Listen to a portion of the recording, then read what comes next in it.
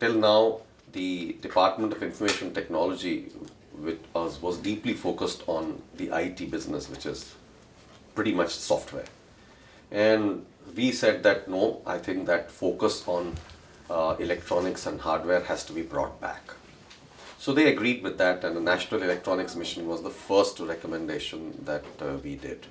And the whole objective of the National Electronics Mission would be that it would consist of government, associations, private sector, public sector, and this organization would then implement the objectives of the task force report. And they would also work on creating brand India around electronics. If we really want to do value addition in the country in electronics, the only way you can do value addition in electronics is to, one, design in India and then manufacture semiconductors in India. And that was approved by the government as the second recommendation, which is now under implementation. We came up with this whole idea that why doesn't the government give a 10-year window during which they give preference for products designed and manufactured in India, and anything that the government buys, 30% of the buying should be done from those who design and manufacture and value add in India. Idea of the electronic clusters is on the fact that the whole ecosystem needs to be revived. So that means the companies who can manufacture accessories, companies who can manufacture components, all these companies need to come back and invest into the country.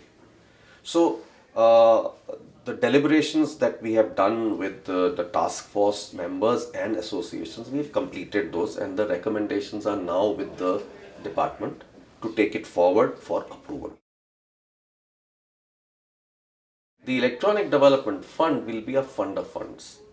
And the whole idea of this fund of funds is to encourage various investors globally, investors in India, to come and participate with the government on a series of funds which will be dedicated to different areas for promotion. A lot of the demands of the country for semiconductor will come from a lot of projects of the government itself. Now, if you look at just smart cards, huge requirement. So it's a straight requirement for semiconductors. Akash as a concept is good, but the challenge that you face is that can you deliver a very high quality product and very good specifications at the price point that the government wants us to do. So if you look at the Akash 1, which they came out with, the rest of the ecosystem they had created.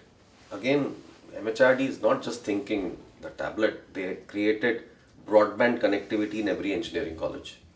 They created through IITs the content for training of the students. But the tablet which they finally got, from what we understand from the press, and I don't know anything more than that, is that it fell short of their expectations.